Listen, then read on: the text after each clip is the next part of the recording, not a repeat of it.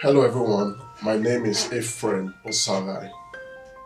I live in Australia. I'm originally from Nigeria. We arrived in this country in 2003 with my wife. Since then, we've had three children we're all now Australians. There's no better place we could boast to be in. Australia is a blessed country. I haven't been here for many years now, and it gets better to live in a country that is very multicultural, that is very welcoming. We cannot ask for better. Um, I recently authored a book called A Handbook for Migrants, the good, the challenges, and the lessons. It's also a reflective guide for the whole life migrant experience. One of the key drivers for this book really is coming from my own experience. Having been in this country for a while, there are quite a few things we've learned. There's no need for others to reinvent the wheel. Again, we realize that it's not enough to focus on just one aspect. I've enjoyed the blessings of working in a good company, in a couple of good companies, many in the mining and oil and gas industry. But I've also learned that life is more than just work, especially as a migrant. You come here, you're so busy, you want to do well. Sometimes you have to do a little bit more to establish your mark in a new country. But at the end of the day, quite a few things are left behind. Quite a few things are left unattended to. In the real sense, those other things could actually be enhancing or actually going against your bid to have a better career life. So I've had to take a step back to say, okay, what are the other things that will make my life a meaningful experience here in Australia? Some few people may be getting it right, but I perceive quite a few other persons, including myself, we need to learn a bit more in terms of how do we ensure the whole life and meaningful experience as migrants. So in the book, I touch on a few areas that sometimes may not be as easy topic to touch on. I'll give you a few examples. One of them is family. We can do all we can as migrants. We need to recognize our roots.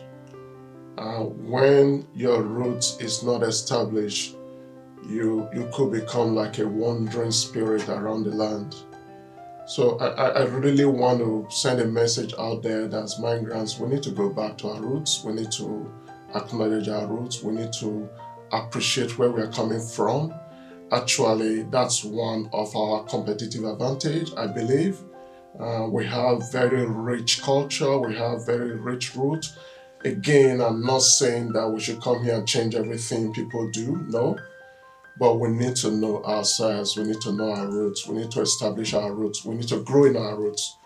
And so family is family life is a very strong part of any human being. So the better we get that right, the better it is for us in other endeavors. The other part I touched on is the issue of aging.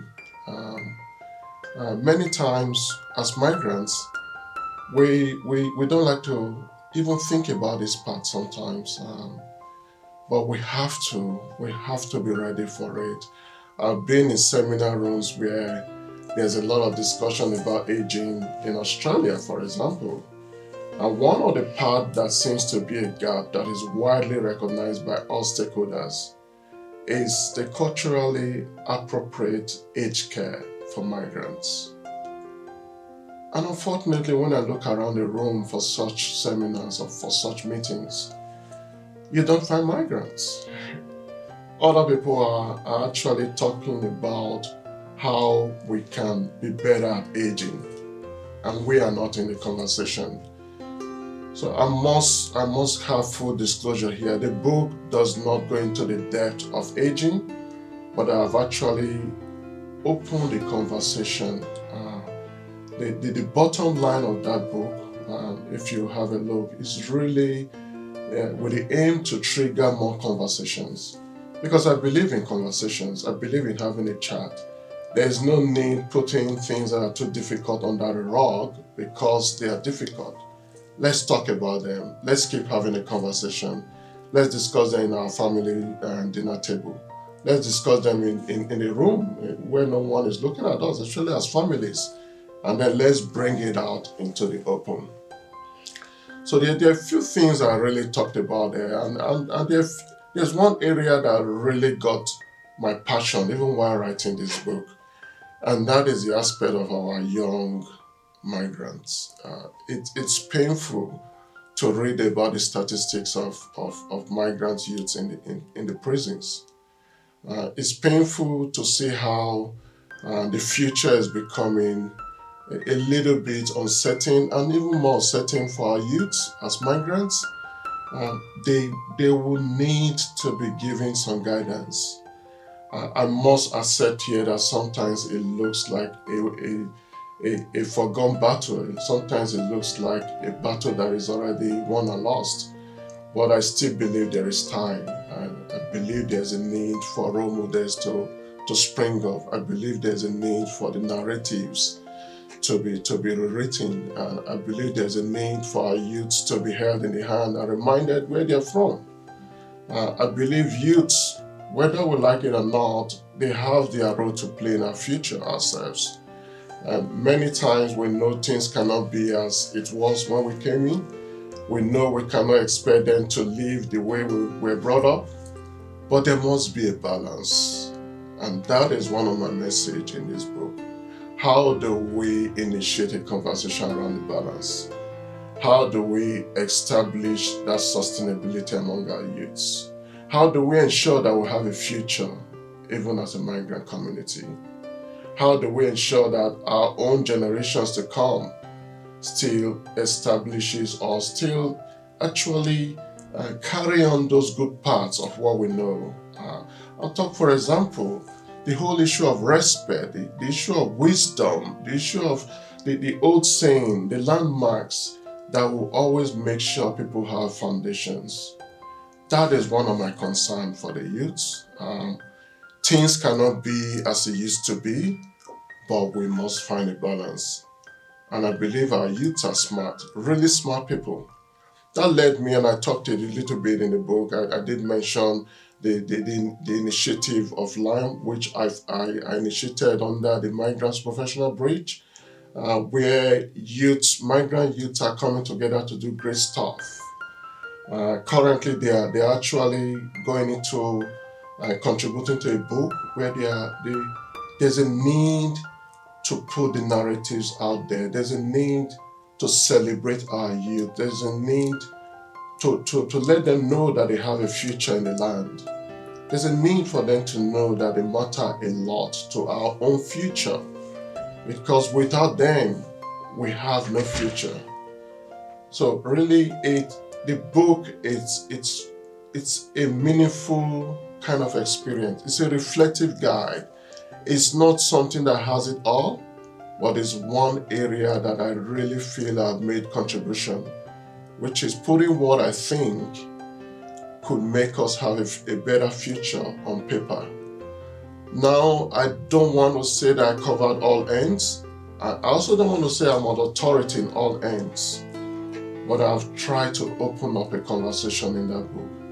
I've tried to open up a conversation to make us begin to talk about the things that matter to us. I'm all big about sustainability. There's no need doing things and just doing them for doing sake. There's a need for us to start talking about our sustainable futures as people of common values, people that have a story to tell. We must allow stories to flow. We must allow the narratives to continue. We must remind our future, our youths, of the foundation we have and the future coming. So friends, I really want to thank you for listening to me. I hope you have a look at the book. I hope you buy a copy or two. Beyond that, I hope you start having a conversation around meaningful migrant experience. Thank you very much. See you around, Ephraim. Thank you.